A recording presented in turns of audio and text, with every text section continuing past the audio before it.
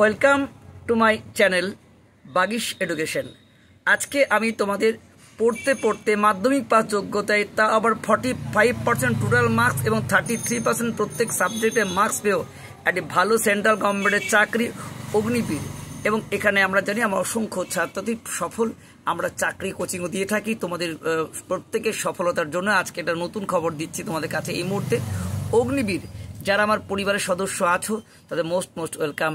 এখনও যদি কেউ সদস্য না হয়ে থাকো অবশ্যই বলবো চ্যানেলকে সাবস্ক্রাইব করো, লাইক করো এবং বেল আইকন অল ক্লিক করতে একদম ভুলে যাবে না। চলো তোমাদের এই আজকের এই ডেস্কটপ ঘাটতে ঘাটতে আমার যে স্টুডেন্ট কেয়ার ক্যাফে সেন্টার, এখানে কিন্তু আমরা একটা ভালো খবর পেলাম এবং তোমাদের কাছে এটা সমগ্র তথ্য দিয়ে তোমাদেরকে জানাবার চেষ্টা করছি। যারা দেখো কি বলেছে এর মধ্যে প্রতিরক্ষা মন্ত্রক 2022 সালে অগ্নিপথ স্কিমের সূচনা করেন, যার মাধ্যমে যে সকল ছাত্রছাত্রীদের স্বপ্ন ইন্ডিয়ান আর্মিতে কাজ করার, তারা 4 বছরের জন্য ভারতীয় সেনাবাহিনী নিযুক্ত হওয়ার সুযোগ পাবে। এর কিন্তু প্রচুর সুযোগ সুবিধা আছে, তাই বলবো এটা একটু স্কিপ না করে পুরোটা কিন্তু ভালো করে জানার চেষ্টা করো। প্রতিবেদনে কি বলা হয়েছে, প্রতি বছরই কেন্দ্র সরকারের তরফ থেকে নিয়োগের বিজ্ঞপ্তি প্রকাশ করা হয় এবং প্রতি বছরই প্রচুর শূন্যপদে নিয়োগ করা হয়। আজকে তোমাদের সেই গভর্নমেন্টের পর থেকে অগ্নিপথ বা অগ্নিবীর প্রকল্প বিষয় নিয়ে আমরা বিস্তারিত আলোচনা করব। এখানে তোমাদের জানানো হবে অগ্নিবীর কি, অগ্নিবীর এই নিয়োগের যোগ্যতা কি, তার বয়স যে সময়সীমা কি, শিক্ষাগত যোগ্যতা কি, শারীরিক মাপদণ্ড কি লাগবে, কিভাবে অগ্নিবীর হওয়া যায়, অগ্নিবীরের জন্য আবেদনকারী কি ডকুমেন্ট প্রয়োজন, অগ্নিবীর সিলেকশনের প্রক্রিয়াটা বা কীরকম, অগ্নিবীরের বেতন কাঠামো সুযোগ সুবিধা কি, এবং তোমাদের ইন্স্যুরেন্স বা বিমা কভারেজ কতটা আছে, ছুটির সুবিধা কি আছে, কত প্রভিডেন্ট ফান্ড বা তোমাদের পেনশন সুবিধা আছে, অবসর পরবর্তী কী সুযোগ সুবিধা আছে, সমস্ত বিষয় নিয়ে কিন্তু আজকের আলোচনা হবে। তাই বলবো তোমরা কিন্তু একটু স্কিপ না করে পুরোটাকে জানার চেষ্টা করো, প্রিয় বন্ধু ও বান্ধবীদের বিষয়টি জানানোর চেষ্টা করো। তো অগ্নিবীর কি, ভারতীয় প্রতিরক্ষা মন্ত্রক অগ্নিপথ বা অগ্নিবীর স্কিমটি চালু করেন। এই স্কিমের মাধ্যমে ভারতের যুবক যুবতীরা ভারতীয় সেনাবাহিনী, ভারতীয় নৌবাহিনী, ভারতীয় বিমান বাহিনীতে 4 বছরের জন্য চাকরি করার সুযোগ পাবে। তো ভারতীয় সেনাবাহিনী নিয়োগের ক্ষেত্রে কি কি আছে সেই স্কিমগুলো তোমরা একটু দেখে নিতে পারো। একটু তোমাদের দেখিয়ে দিচ্ছি, দেখো পরপর তোমাদের কাছে দেখো স্কিমের নাম দেওয়া আছে। স্কিমের নাম তাহলে কী দেওয়া আছে, স্কিমের নাম তোমাদের অগ্নিপথ যোজনা, পরিচালনা দেওয়া আছে ভারতীয় প্রতিরক্ষা মন্ত্রক। পোস্টের নাম দেখো দেওয়া আছে অগ্নিবীর, চাকরি সময়সীমা 4 বছর, আবেদনের সময়সীমা হচ্ছে তোমার কি অনলাইন, এবং ট্রেনিং সময়সীমা 1 থেকে 3 মাস, এবং অফিসিয়াল ওয়েবসাইট দেখে নাও ভালো করে দেওয়া আছে যে jointindianarmy.nic.in। এবারে চলো অগ্নিবীরের কী কী যোগ্যতা আছে সেটা আমরা একবার খুলে দেখিয়ে দিই। তো দেখো তোমাদের কাছে এবার বিষয়টাও আমি অগ্নিবীর যোগ্যতা নিয়েও তোমাদের দেখিয়ে দিচ্ছি যে অগ্নিবীরের যোগ্যতা কি। অগ্নিবীরের যে যোগ্যতা আছে সেটা তোমাদের কাছে দেখিয়ে আলোচনা করছি। অগ্নিবীরের অধীনস্থ যে অনেকগুলো পদ রয়েছে, প্রত্যেক পদের আবেদনকারীর বিভিন্ন যোগ্যতার প্রয়োজন আছে। অগ্নিবীরের অধীনস্থ বিভিন্ন পদগুলিতে আবেদনের যে সময়সীমা, শিক্ষাগত যোগ্যতা এবং কি কি যোগ্যতার প্রয়োজন বিস্তারিতভাবে দেখানো হবে। তো ভারতীয় সেনাবাহিনীর দেখো, ভারতীয় সেনাবাহিনীর অগ্নিবীর যে নিয়োগের জন্য আবেদনকারীকে বয়স হতে হবে 17 বছর 5 মাস এবং 21 বছরের মধ্যে। তো বাকি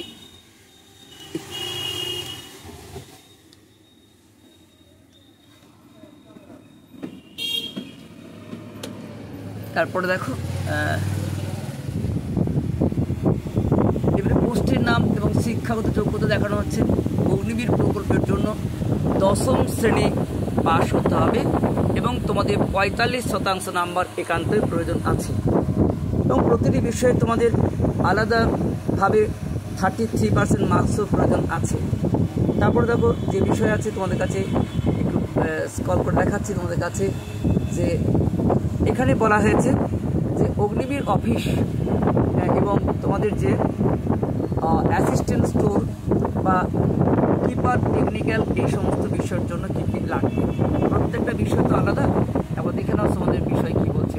যদি তোমাদের থাকে লক্ষ্য অগ্নিবীর জেনারেল ডিউটি ডিডি, তাহলে সেক্ষেত্রে দশম শ্রেণী অর্থাৎ মাধ্যমিকে তোমাদের 45% নম্বর থাকতে হবে, প্রত্যেকটি বিষয়ে 33% থাকতে হবে।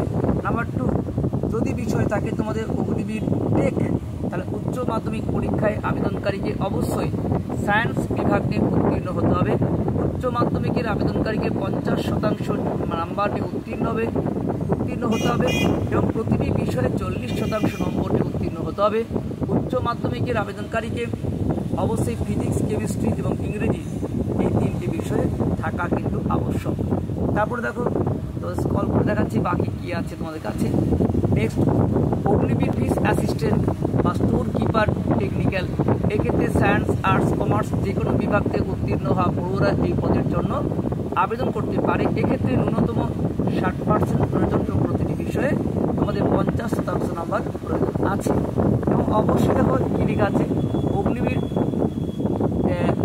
অগ্নিবীর ট্রেডসম্যান এই পোস্টের জন্য অষ্টম এবং মাধ্যমিক পাস এই পদ আবেদন করতে হবে। এক্ষেত্রে আবেদনকারীকে 33% নম্বর পেতেই হবে। এবার তোমাদের আসা যাক বাকি বিষয়ে, অর্থাৎ কী কী তোমাদের যোগ্যতা প্রয়োজন আছে বিষয়গুলো দেখো। আমি তোমাদের একটু স্ক্রল করে লিখে দিচ্ছি। দেখো, অর্থাৎ শারীরিক যে মানদণ্ড সেগুলো কী কী আছে। শারীরিক মানদণ্ড কী আছে, যে যদি ডিফেন্স বিভাগের যে কোনো চাকরির ক্ষেত্রে আবেদনকারী ফিট আছে কিনা তা পরীক্ষা করা হয় এবং সেক্ষেত্রে অগ্নিবীর নিয়োগের ক্ষেত্রেও আবেদনকারীকে উচ্চতা, ওজন, চওড়া এই সমস্ত বিষয় দেখা হয়। তো আমরা দেখবো পরপর স্ক্রল করে দেখাচ্ছি কী তোমাদের বিষয় থাকবে। উচ্চতা কী দরকার, 162 সেন্টিমিটার থেকে 170 সেন্টিমিটার বিভিন্ন পদের জন্য উচ্চতার প্রয়োজন আছে। ওজন তোমাদের দরকার 50 কেজি, বুকের ছাতি বা চওড়া 77 সেন্টিমিটার। কীভাবে অগ্নিবীর হওয়া যায় সেটাও তোমরা একবার দেখে নাও। কীভাবে অগ্নিবীর হওয়া যায় সেটাও তোমাদের দেখতে হবে। প্রতি বছরই প্রতিরক্ষা মন্ত্রকের তরফ থেকে অগ্নিবীর যে নিয়োগের বিজ্ঞপ্তি প্রকাশ হয়। এক্ষেত্রেও তোমাদের ছাত্রছাত্রীরা অনলাইনের মাধ্যমে অফিসিয়াল ওয়েবসাইট থেকে অগ্নিবীরের জন্য আবেদন করতে পারবে। অনলাইনে আবেদন করার জন্য প্রথমে তোমাদের যে ওয়েবসাইটে আসবে জয়েন্ট ইন, দেখো দেখানো হচ্ছে কোন ইয়েতে আসবে। তো এক্ষেত্রে jointindianarmy.nic.in এই ওয়েবসাইটে এসে তোমরা ভিজিট করো। এরপর মোবাইল নাম্বার, ইমেল আইডি দিয়ে রেজিস্ট্রেশন প্রক্রিয়া সম্পন্ন করতে হবে। রেজিস্ট্রেশন প্রক্রিয়া চলাকালীন প্রদত্ত মোবাইল নাম্বারে ওটিপি দিয়ে ভেরিফাই করে নিতে হবে। রেজিস্ট্রেশন প্রক্রিয়া সম্পন্ন হলে আবেদনকারীকে প্রয়োজনীয় তথ্য বা নথি আপলোড করে আবেদন প্রক্রিয়া সম্পন্ন করতে হবে। এবার অগ্নিবীরের আবেদনকারী কী কী ডকুমেন্টস প্রয়োজন আছে সেই ডকুমেন্টসগুলো তোমাদের কিন্তু জানতে হবে। আবেদনকারী এই বিষয়গুলো একান্ত প্রয়োজন আছে। কী কী দরকার, আবেদনকারী নিজস্ব আধার কার্ড, আবেদনকারীর দ্বাদশ শ্রেণী মার্কশিট, আবেদনকারীর সম্প্রতি রঙিন পাসপোর্ট ফটো, কাস্ট সার্টিফিকেট এবং স্পোর্টস সার্টিফিকেট বা এনসিসি সার্টিফিকেট যদি থাকে, আর একটি বৈধ ইমেল নাম্বার এবং আইডি তোমাদের থাকতে হবে। তাহলে বোঝা গেল তোমাদের কী কী যোগ্যতা দরকার আছে, কী কী ডকুমেন্টস তোমাদের লাগছে। আবার বলছি, দেখিয়ে দিলাম মাধ্যমিকের আবেদনের নিজস্ব একটা আধার কার্ড থাকতে হবে, দশম বা দ্বাদশ যে যেখানে অ্যাপ্লাই করছে তার মার্কশিট দিতে হবে, কাস্ট সার্টিফিকেট দিতে হবে, স্পোর্টস তোমাদের সার্টিফিকেট ও এনসিসি যদি থাকে দিতে হবে, আর একটি বৈধ মোবাইল নাম্বার এবং ইমেল আইডির সঙ্গে দিতে হবে। এবারে অগ্নিবীর সিলেকশনের প্রক্রিয়াটা কি, এক্ষেত্রে জানিয়ে রাখা ভালো যে ভারতীয় আর্মিতে অগ্নিবীর পদে 2টি পর্যায়ে নিয়োগ হয়। প্রথম ধাপে জুড়ে কম্পিউটার ভিত্তিক একটি অনলাইনে পরীক্ষা নেওয়া হয়। এই পরীক্ষায় সফল উত্তীর্ণ হলে আবেদনকারীরা পরবর্তী ধাপে যেতে পারে। দ্বিতীয় ধাপে অফিস বা AROS একটি রিক্রুটমেন্ট রেল আয়োজন করা হয়। এই পর্যায়ে মাঠ পরীক্ষা, মেডিকেল পরীক্ষা, সমস্ত ডকুমেন্ট ভেরিফিকেশনের মাধ্যমে চূড়ান্ত কিন্তু মেধা তালিকায় আনা হয়। এবার দেখব যে অগ্নিবীরের যে বেতন কাঠামো কী কী সুযোগ সুবিধা আছে। তো এদের বিভিন্ন সময় বিভিন্ন থাকে, সেটাও আমাদের দেখিয়ে দিচ্ছি কী কী এদের সুযোগ সুবিধা আছে। দেখো, যদি প্রথম বছর তোমরা চাকরি ক্ষেত্রে প্রত্যেক বছর কিন্তু আলাদা আলাদা হয়। প্রথম বছর মাসিক বেতন 30,000 টাকা, প্রতি মাসের পাবে সে 70% অর্থাৎ 21,000 টাকা। মাসে মাসে অগ্নিবীর যে কর্পাস ফান্ডে জমা হবে 30%, তার জন্য পাবে 9,000 টাকা। এবং GOI কর্পাস তহবিলে জমা হবে 9,000 টাকা। এটা প্রথম বছর। দ্বিতীয় বছরের জন্য দেখো তারা মাসিক বেতন পাবে 33,000 টাকা। প্রতি মাসের শেষে হাতে পাবে 70% মানে 23,000 টাকা। মাসে মাসে অগ্নিবীর কর্পাস ফান্ডে জমা হবে 30% মানে 9,900 টাকা। এবং GOI দ্বারা কর্পাস তহবিলে জমা হবে 9,900 টাকা। এবার তৃতীয় বছর দেখো, এক্ষেত্রে তারা মাসিক বেতন পাবে 36,000 টাকা। প্রতি মাসে তারা যে 70% হাতে হিসাবে 25,580 টাকা। মাসে মাসে অগ্নিবীর কর্পাস ফান্ডে জমা হবে 10,000 টাকা। এবং GOI দ্বারা কর্পাস তহবিলে জমা হবে 10,150 টাকা। চতুর্থ বছরটা দেখে নাও। চতুর্থ বছরের জন্য তোমরা যারা চাকরি করবে 40,000 টাকা। আর তারপরে তোমাদের যেটা বিষয় অর্থাৎ যেটা প্রতি মাসে সেটা হচ্ছে 70% মানে 8,000 টাকা। মাসে মাসে অগ্নিবীর প্রকল্পের যে 30% ফান্ডে জমা সেটা হচ্ছে তোমার 12,000 টাকা। এবং GOI দ্বারা এটা হচ্ছে 12,000 টাকা। 4 বছর পর তোমাদের কর্পাস ফান্ডে মোট জমা হবে 5,02,000 এবং তোমাদের টোটাল যে GOI কর্পাস সেটা হচ্ছে তোমার 5,02,00,000। 4 বছর পর চাকরি ছাড়ার সময় সেবা নিধি প্রকল্পে 10,04,00,000 টাকা সুদ ছাড়া সম্পূর্ণ একদম পরিমাণ কিন্তু পেয়ে যাবে। আর কি আছে ইন্স্যুরেন্স, এটা কিন্তু তোমাদের জেনে নিতে হবে। এই চাকরি কিন্তু ইন্স্যুরেন্সের সুবিধা আছে। যেমন ধরো বিষয় ডিউটি চলাকালীন যদি মৃত্যু হয় তাহলে কি কি সুবিধা আছে। ডিউটি চলাকালীন মৃত্যু হলে প্রথমত 1 নম্বর 48 লক্ষ টাকার ইন্স্যুরেন্স কভার পাবে। 2 ওয়ান টাইম EX গ্রেটিয়া পাবে 44 লক্ষ টাকা। নাম্বার 3 সম্পূর্ণ 4 বছরের বেতন পেয়ে যাবে। অর্থাৎ কোনো ব্যক্তি যদি 3 বছর করার পর মারা যান তাহলে তাকে 1 বছরের টাকাও পেয়ে যাবে। 4 সেবা নিধি প্রকল্পে যে টাকাটি জমা রয়েছে সেই টাকাটি পেয়ে যাবে।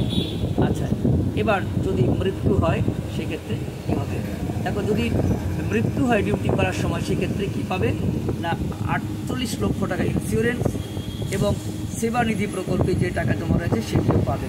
তাহলে এটা একটা সুবিধার দিক। বাকি স্কল করে দেখাচ্ছি তোমাদের। কোনো রকম যদি দুর্ঘটনা ঘটে সেক্ষেত্রে কী হবে। দুর্ঘটনা যদি ঘটে সেই ক্ষেত্রে তোমাদের ঈশ্বরগুরু না হয় আর যদি সেক্ষেত্রে সত্যি একটা বিপদ নেমে আসে সেক্ষেত্রে অনেক সুবিধা রয়েছে। দুর্ঘটনা অনুযায়ী তাকে 44 লক্ষ টাকা, 25 লক্ষ টাকা বা 15 লক্ষ টাকা পেয়ে যাবেন বেস্ট অফ তোমাদের on percent of disability. Number 2 হচ্ছে 4 বছরের মধ্যে যতদিন চাকরি বাকি ছিল সেই টাকা পেয়ে যাবেন। 3 সেবা নিধি প্রকল্পে যে টাকাটি জমা রয়েছে সেটিও সহ পেয়ে যাবেন। এই হলো তোমাদের কিন্তু বিমা কভার, এটা আমরা কিন্তু দেখালাম। আর তোমাদের জেনে নিতে হবে কী কী ছুটির সুবিধা আছে। অগ্নিবীর প্রকল্পে কিন্তু প্রচুর সুবিধা আছে। অগ্নিবীর প্রকল্পের জন্য যে সকল যুবক যুবতীরা ভারতীয় আর্মিতে নিয়োগ করা হবে তারা 4 বছরের জন্য 30টি ছুটি পাবে। এছাড়া শারীরিক তোমাদের যে অসুস্থতা কারণও ছুটি পাওয়া যাবে। তারপর তোমাদের দেখো কী আছে আর ভাতা, প্রভিডেন্ট ফান্ড আর সুযোগ সুবিধা কী আছে। 4 বছর চাকরি করার সময় অবসর নেওয়ার সময় বেশ কিছু সুযোগ সুবিধা পাবে, সেটাও কিন্তু এখানে আলোচনা করা হয়েছে। তো আর কি দেব, অবসর পরবর্তী সুযোগ সুবিধা কি। 4 বছর চাকরি সে থেকে অবসর নেওয়ার পর অগ্নিবীররা বেশ কিছু সুযোগ সুবিধা পেয়ে থাকেন। এবার আমরা সুবিধা অসুবিধা জেনে নেওয়া যাক। ধরো ক্লাস 12 এর সার্টিফিকেট বা 12+ অনেক আবেদনকারী মাধ্যমিকের পর অগ্নিবীর পোস্টের জন্য আবেদন করতে পারে। তাই তাদের অবসরের সময় দ্বাদশ শ্রেণীর সমমানের একটি সার্টিফিকেট দেওয়া হয়, দক্ষতা সার্টিফিকেট। যে অগ্নিবীর প্রার্থীরা অবসরকালীন একটি তোমাদের দক্ষতা সার্টিফিকেট পায়, সেই সার্টিফিকেট তাদের দক্ষতা ও দক্ষতা ডিগ্রি উল্লেখ করে করা থাকে। সেবানিধি প্রকল্প প্যাকেজ পাবে তারা। সেবানিধি প্রকল্পের ক্ষেত্রে 10,04,000 পাবে এবং সুদ সমেত পাবে। রাজ্য পুলিশের চাকরি অগ্রাধিকার, রাজ্য পুলিশের চাকরির ক্ষেত্রে আপনি যদি অগ্নিবীরের দক্ষতা সার্টিফিকেট দেখাতে পারেন সেক্ষেত্রে প্রচুর অগ্রাধিকার আছে। অগ্নিবীর প্রকল্পে বাহিনীদের জন্য ভারতীয় কোস্ট গার্ড এবং প্রতিরক্ষা মন্ত্রণালয়ে 10% আসন সংরক্ষণ আছে। তাহলে মোটামুটি তোমরা বুঝে নিলে যে অগ্নিবীর প্রকল্পে চাকরি করলে পরবর্তী সুবিধাগুলো কি। যাই হোক, আজকে তোমাদের এই ছিল বিষয়।